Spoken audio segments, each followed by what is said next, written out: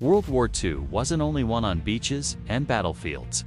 Behind enemy lines, an invisible war was being fought, guided not by soldiers in uniform, but by Allied generals who chose secrecy over glory. This is the story of the war you were never meant to see. By the summer of 1940, Europe had entered its darkest hour. Nazi Germany's blitzkrieg had torn through the continent with terrifying speed. Poland had collapsed, France had fallen, and much of Western Europe now lived under occupation. German flags flew over Paris, Brussels, Oslo, and Warsaw. For millions of civilians, daily life became a balance between survival and submission. For the Allied powers, the situation posed a brutal strategic reality. Conventional warfare alone was failing to stop Hitler's expansion. Britain stood isolated. The United States had not yet entered the war, and large-scale invasions of occupied Europe were impossible. The German army was simply too strong, too entrenched, and too widespread. Allied generals faced an uncomfortable truth. They could not fight the enemy everywhere with tanks and divisions. If Europe was to be liberated, the battle would have to be fought in a different way, one that did not rely on open confrontation. It was from this crisis that the concept of organized resistance truly began to take shape. Across occupied Europe, resistance did not initially emerge as a coordinated movement. It began as spontaneous acts of defiance. A railway worker sabotaging a line, a student distributing illegal pamphlets, a farmer hiding a downed Allied pilot. These acts were isolated, untrained, and incredibly dangerous. The Gestapo and SS responded with brutal efficiency, executing suspects and punishing entire communities. Courage existed, but organization did not. Without structure, resistance risked becoming nothing more than heroic but futile sacrifice. Allied leadership recognized both the potential and the danger of these underground efforts. Uncontrolled resistance could provoke massive civilian reprisals while achieving little militarily. Yet, if guided properly, it could disrupt German logistics, gather intelligence, and weaken the enemy from within. This realization marked a turning point. For the first time, Allied generals seriously considered fighting a war that would officially never exist, a war conducted through sabotage, espionage, and local insurgency, all while maintaining plausible deniability. In July 1940, under the direct authorization of Prime Minister Winston Churchill, Britain established the Special Operations Executive. It's commonly known as the SO. Its mission was deliberately vague but brutally clear in intent: to set Europe ablaze. The SO would not command armies. It would recruit, train, and supply resistance groups across occupied territories. The organization answered not to battlefield commanders, but to senior strategic leadership. Behind its creation stood experienced generals who understood unconventional warfare and were willing to operate outside traditional military doctrine. One of the most influential figures in this shadow war was Major General Sir Colin Gubbins, a veteran of irregular warfare in Ireland and Russia. Gubbins believed that modern conflict extended far beyond front lines. He argued that resistance movements must remain indigenous, led by locals rather than Allied officers. Foreign control, he warned, would destroy legitimacy and increase the risk of exposure. Under his guidance, the SOE developed a doctrine centered on training rather than command. Resistance fighters would receive tools, knowledge, and support, but they would fight their own war.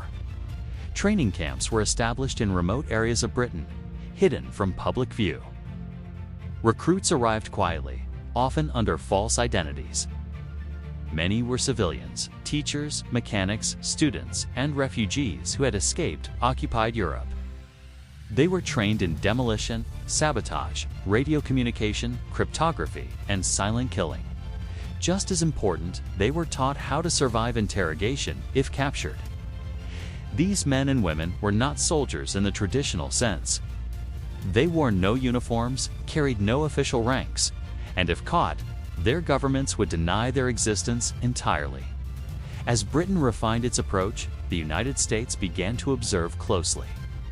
When America entered the war in 1941, It faced the same strategic limitations Britain had earlier encountered. Large-scale invasions were still years away, and intelligence from occupied Europe was desperately needed. In response, the U.S. created the Office of Strategic Services, or OSS, though officially an intelligence organization. The OSS quickly became America's counterpart to the SOE, working closely with British leadership and adopting many of the same principles. At the highest levels, senior Allied commanders quietly approved these operations.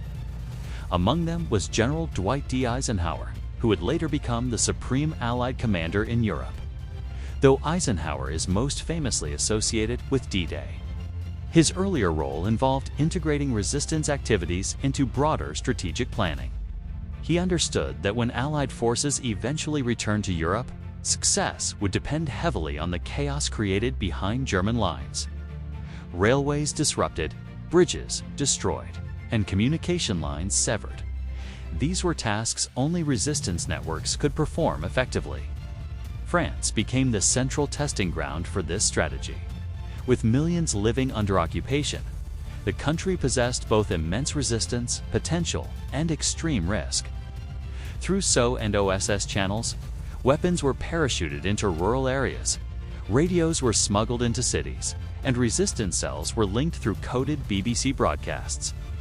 Messages disguised as poetry or weather reports signaled upcoming operations. To the average listener, they meant nothing. To resistance fighters, they were orders that could cost lives. The moral dilemma faced by Allied generals during this period cannot be overstated. Every successful act of sabotage risked brutal retaliation against civilians. Entire villages were destroyed in response to resistance activity. Commanders knew this, yet believed the alternative inaction would prolong the war and increase suffering on a far greater scale. These decisions were made quietly, without speeches or medals, in rooms far removed from the violence they unleashed. By 1943, the results of this shadow war began to show. German supply lines in occupied Europe were under constant strain. Trains arrived late or not at all. Communications failed unpredictably. Intelligence leaks plagued German operations. The enemy knew something was wrong, but could not fully identify the source. What they faced was not a conventional enemy, but a network, decentralized, resilient, and guided from afar by Allied generals who understood that secrecy itself had become a weapon. By late 1943, the nature of the war in Europe had fundamentally changed. What began as scattered civilian defiance had evolved into organized resistance networks capable of influencing major military operations. This transformation did not happen spontaneously. It was the result of deliberate coordination between resistance leaders on the ground and Allied generals operating from London, Washington, and Mediterranean headquarters. These generals rarely appeared in headlines, yet their strategic fingerprints were embedded across occupied Europe. One of the most significant theaters of resistance warfare emerged in Yugoslavia. Unlike Western Europe, Yugoslavia descended into full-scale internal conflict after Axis occupation. Ethnic divisions, political rivalries, and brutal reprisals created chaos. Initially, Allied leadership supported royalist Chetnik forces, believing them to be the most reliable anti-German element. However, intelligence reports sent through SOE and OSS channels began to paint a different picture. Chetnik units were avoiding confrontation with German forces, and in some cases, cooperating with them. At the same time, communist-led partisan forces under Josip Broz Tito were engaging German divisions directly, sabotaging railways, ambushing patrols, and controlling large rural areas. This presented Allied generals with a difficult decision. Supporting Tito meant backing a political movement whose post-war intentions were unclear. Yet militarily, the partisans were undeniably effective. After extensive intelligence analysis, Allied commanders, including those under Eisenhower's Mediterranean Command, made a decisive shift. Supplies, weapons, and advisors were redirected toward Tito's forces. This decision marked one of the clearest examples of Allied generals prioritizing military necessity over political comfort. airdrops increased dramatically. British and American liaison officers were embedded with partisan units.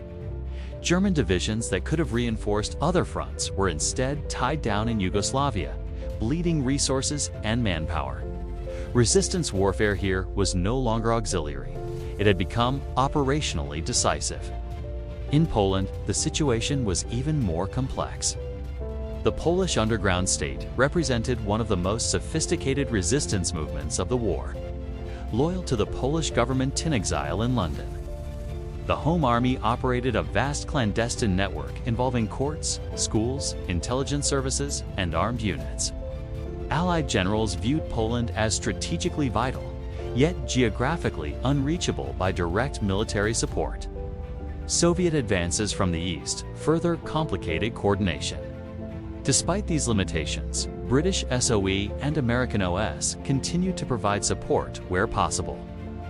Intelligence gathered by Polish resistance agents proved invaluable, including detailed reports on German rocket development at Peenemünde.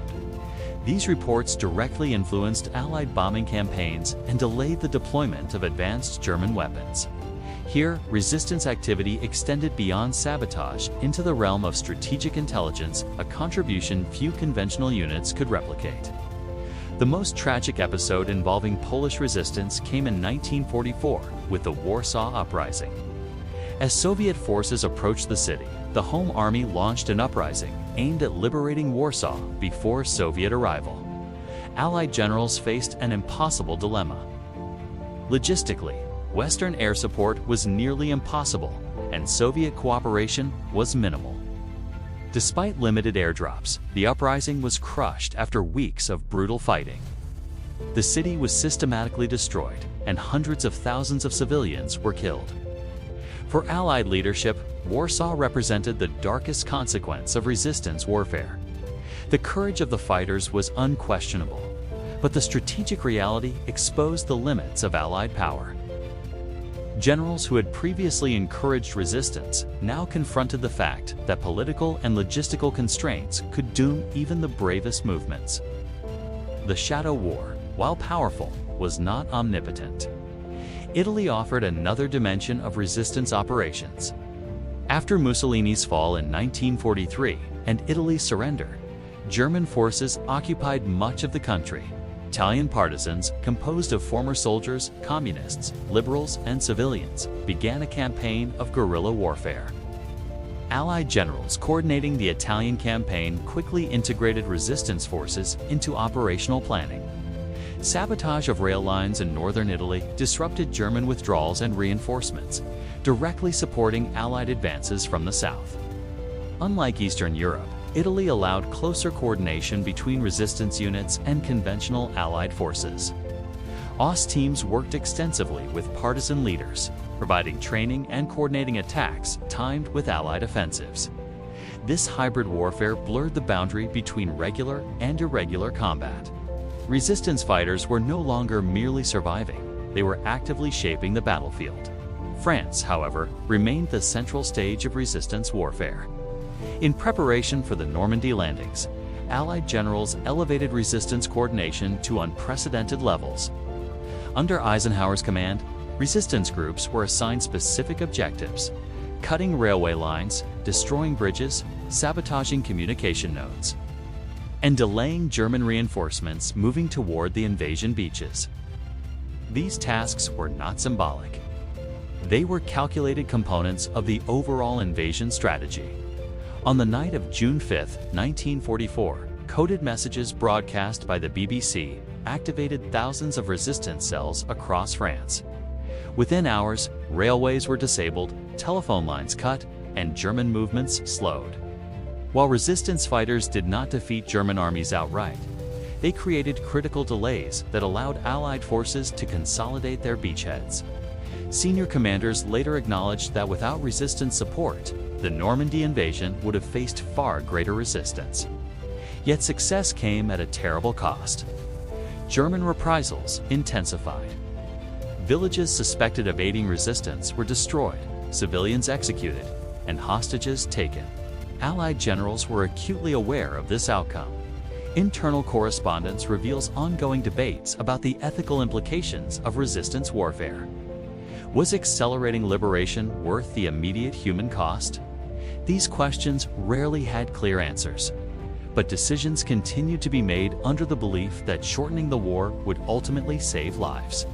By late 1944, resistance movements across Europe were at their peak. They had evolved from improvised groups into disciplined forces capable of sustained operations.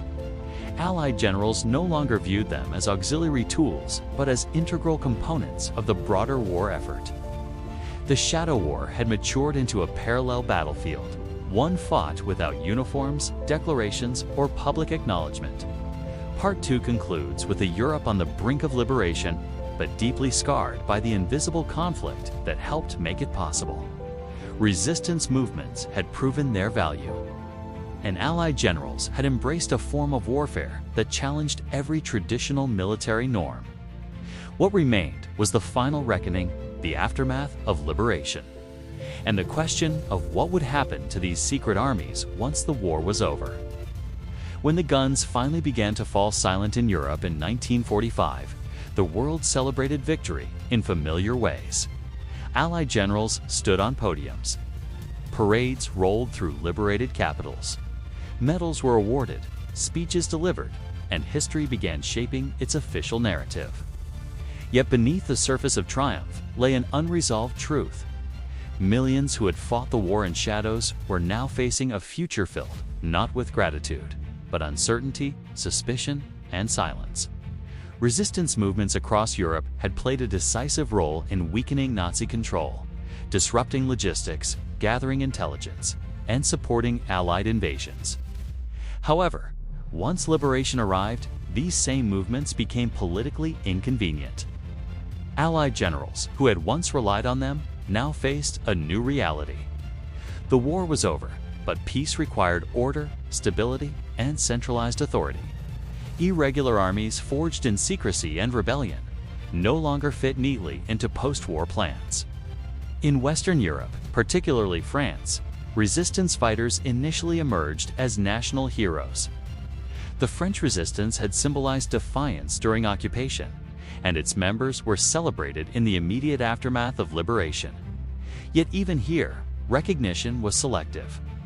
Many fighters returned to civilian life without compensation, pensions, or official acknowledgement. Their actions, often illegal by pre-war standards, existed in a legal gray zone. Governments were eager to rebuild institutions, not reopen debates about vigilantism, sabotage, and extrajudicial killings. General Dwight D. Eisenhower, now overseeing occupation and stabilization efforts, understood the delicate balance required. Resistance groups had been encouraged to take up arms, but prolonged autonomy risked destabilizing fragile governments. As a result, Allied commanders quietly pushed for disarmament. Weapons once dropped from Allied planes were now collected. Units were dissolved. Fighters were told the war was over and their services were no longer needed. In Italy, the situation was even more volatile. Partisan groups had fought fiercely against German forces and fascist remnants, often controlling entire regions. After liberation, these same groups demanded political influence, social reform, and recognition. Allied military authorities, concerned about civil conflict and communist expansion, pressured partisan leaders to demobilize. While some were integrated into new security forces, many were sidelined. And internal tensions erupted into violence that continued well after official victory. Eastern Europe presented the most tragic outcomes of all. In Poland, resistance fighters who had battled Nazi occupation found themselves trapped between shifting power blocks. The Soviet Union, now occupying much of the region, viewed independent resistance movements as threats rather than allies. Members of the Polish Home Army were arrested, interrogated, deported, or executed. The same networks that had fed intelligence to the Allies were dismantled by the very forces that now claimed liberation. Allied generals were not blind to these consequences. Intelligence reports detailed arrests and purges. Diplomatic cables expressed concern, yet strategic realities prevailed. Relations with the Soviet Union were fragile, and the emerging post-war order took precedence over moral consistency. The shadow war that had once united disparate allies now exposed deep fractures. Resistance fighters, once praised for their courage, became liabilities in a rapidly polarizing world. In Yugoslavia, the outcome was uniquely paradoxical.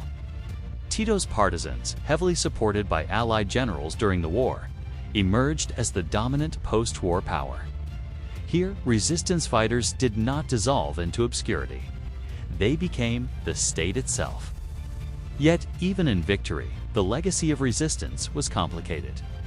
Former allies were purged, political opposition suppressed, and wartime unity gave way to authoritarian control.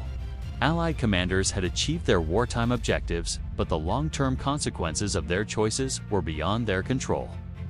For the generals who orchestrated resistance warfare, public recognition was neither expected nor desired. By design, their involvement had been unofficial. Files remained classified. Operations were denied. Many details of resistance coordination would remain hidden for decades. In memoirs and public statements, senior commanders emphasized conventional campaigns, D-Day, Market Garden, the drive into Germany. The Shadow War, though decisive, did not fit the heroic narrative of liberation. This silence was not merely institutional, it was personal. Many Allied officers understood that acknowledging the full extent of resistance warfare would raise uncomfortable questions. Civilians had been knowingly placed at risk. Retaliations had been anticipated. Moral compromises had been made. Victory did not erase these realities. It merely buried them beneath celebration. As Cold War tensions hardened, the legacy of resistance became further politicized. In Western Europe, resistance was framed as a national myth, heroic, unified, and patriotic. In Eastern Europe, it was rewritten to align with new regimes, erasing inconvenient loyalties. Those who did not fit the approved narrative disappeared from history books, their contributions unrecorded or deliberately distorted. It would take decades for historians to piece together the true scale of Allied involvement in resistance operations. Declassified documents revealed the extent of coordination, funding, and strategic planning carried out by Allied generals. What emerged was not a romantic tale of spontaneous rebellion, but a calculated global strategy, one that transformed civilians into combatants and secrecy into doctrine. Yet even as history slowly corrected itself, recognition remained uneven. Resistance fighters aged quietly, many carrying physical and psychological scars. Some never spoke of their experiences, bound by oaths of secrecy or disillusioned by neglect. Others attempted to tell their stories only to find limited audiences. Their war had been invisible by necessity, and it remained so by habit. The story of the secret Allied generals is inseparable from this outcome. They succeeded in helping defeat Nazi Germany, but their methods defied traditional notions of warfare and accountability. They operated in a space where legality was flexible, ethics were conditional, and outcomes justified means. In doing so, they helped redefine modern conflict, a legacy that continues to shape intelligence operations and unconventional warfare to this day.